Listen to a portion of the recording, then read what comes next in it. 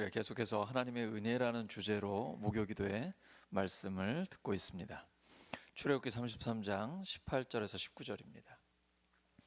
출애굽기 33장 18절과 19절 우리 함께 읽습니다. 시작. 모세가 이르되 원하건대 주의 영광을 내게 보이소서. 여호와께서 이르시되 내가 내 모든 선한 것을 내 앞으로 지나가게 하고 여호와의 이름을 내 앞에 선포하리라. 나는 은혜 베풀 자에게 은혜를 베풀고 긍휼히 여길 자에게 긍휼을 베푸느니라. 아멘. 광야에서 빛난 하나님의 은혜, 광야에서 빛난 하나님의 은혜라는 제목으로 하나님 말씀 전하겠습니다. 신앙의 여정은 때때로 광야와 같습니다. 마음이 메마르고 눈에 보이는 길도 희미할 때가 있습니다. 오늘 본문은 바로 그 광야 한복판에서 은혜를 갈망한 모세의 기도입니다. 그는 하나님 주의 영광을 보여주소서라고 간구합니다. 그때 하나님께서는 영광이 아니라 선하심과 은혜를 먼저 보여주겠다고 말씀하십니다. 오늘 우리도 이 말씀을 통해 광야에서도 빛나는 하나님의 은혜가 어떻게 우리의 삶을 인도하는지를 함께 묵상해 보겠습니다. 광야에서 드려진 기도는 하나님의 은혜를 불러옵니다. 모세는 출애굽한 백성들과 함께 죄와 불순종, 혼란이 가득한 광야를 지나고 있었습니다. 백성들은 모세가 없는 사이 금송아지 우상을 만들고 하나님은 진노하시며 미래는 불투명해졌습니다. 그때 모세는 하나님께 이렇게 기도를 드립니다. 주의 영광을 내게 보이소서. 이 기도는 상황이 너무 어둡기 때문에 드려진 기도입니다. 그리고 하나님은 그 기도에 이렇게 응답하십니다. 내가 나의 모든 선한 것을 내 앞으로 지나가게 하고, 하나님은 전능의 모습이 아닌 선하심과 자비, 즉 은혜의 모습으로 모세 앞을 지나가십니다. 한 분 빼고는 다 여자분들이시네요.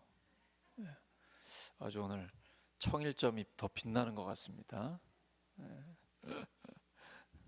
우리 여자분들이니까 룻의 이야기 한번 생각해 보죠. 룻이 남편을 잃고 이방 땅에서 며느리로, 그리고 과부로, 과부도 그런데 며느리까지 홀로 된 시어머니와 함께 살아가는 그 길, 이거 광야라고 해야 되지 않을까요? 룻은 광야 같은 인생을 걷습니다.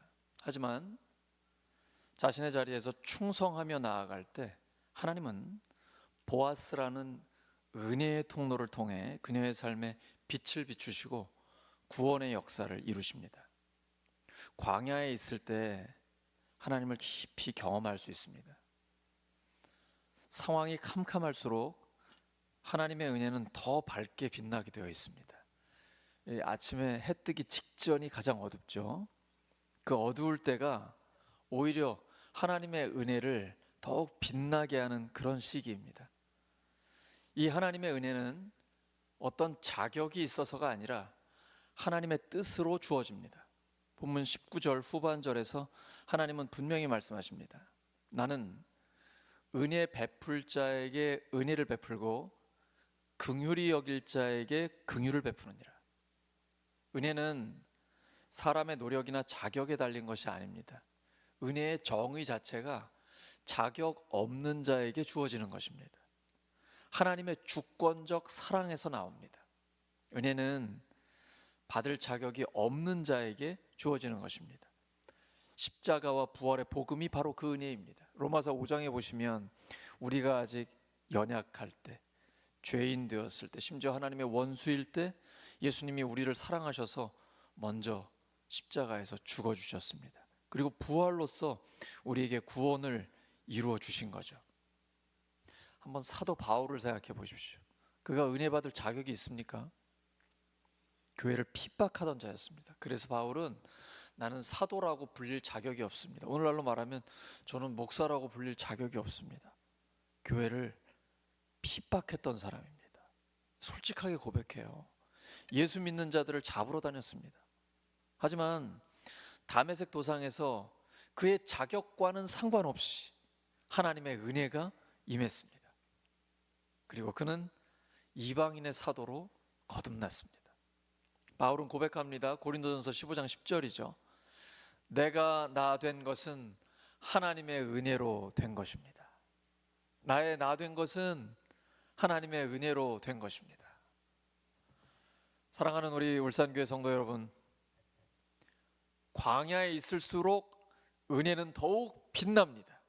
우리의 지금 상황이 어떠하다 할지라도 광야 가운데 하나님의 은혜의 빛이 비치는 것입니다. 모세는 광야에서 주의 영광을 구했지만 하나님은 선하심과 은혜로 응답하셨습니다. 우리에게 정말 필요한 것은 상황을 바꾸는 영광이 아니라 상황을 이겨내게 하는 은혜이기 때문입니다. 저도 어떤 때는 하나님, 죽은 자가 살아나고 성경에 기록된 놀라운 기적들 우리의 삶의 정황에 실제로 이루어주세요. 하나님의 역사를 보여주세요. 기적을 나타내 주세요. 간절히 구하거든요. 물론 하나님 그렇게 하시기도 하죠. 어제 우리 수요기도회 드릴 때도 함께 찬양했던 분 중에 한 분은 정말 병원에서 포기했던 분인데 하나님 회복시키셔서 함께 우리 찬양하고 그랬잖아요. 성도들은 잊을지 몰라도 함께 기도한 사람들은 잊을 수가 없거든요. 근데 하나님께서는 지금도 역사하세요. 무엇으로요? 하나님의 은혜로. 오늘도 우리의 삶의 한복판에서 광야 같은 현실을 지날 때가 있습니다. 그때 우리 하나님께 함께 기도하기를 소망합니다. 하나님의 은혜를 우리에게 충만하게 주시옵소서. 그 기도에 하나님은 반드시 응답하십니다. 광야에서 빛나는 하나님의 은혜를 누리시기를 예수 그리스도의 이름으로 축원합니다. 하나님 아버지, 하나님께서는 이 땅에서의 삶이 광야 교회라고 하셨습니다. 하나님, 저희들 광야 같은 세상을 지나가지만 그때 더욱 빛나는 하나님의 은혜를 구합니다. 우리가 함께 기도할 때 이 시간 하나님의 은혜로 충만하게 채워주시옵소서. 그래서 광야를 이기고 그 가운데서 복음을 전하며 복음에 합당한 삶을 살아가는 하나님의 자녀로 당당하게 살아가게 하여 주시옵소서. 예수님의 이름으로 기도드립니다. 오늘 우리 주신 말씀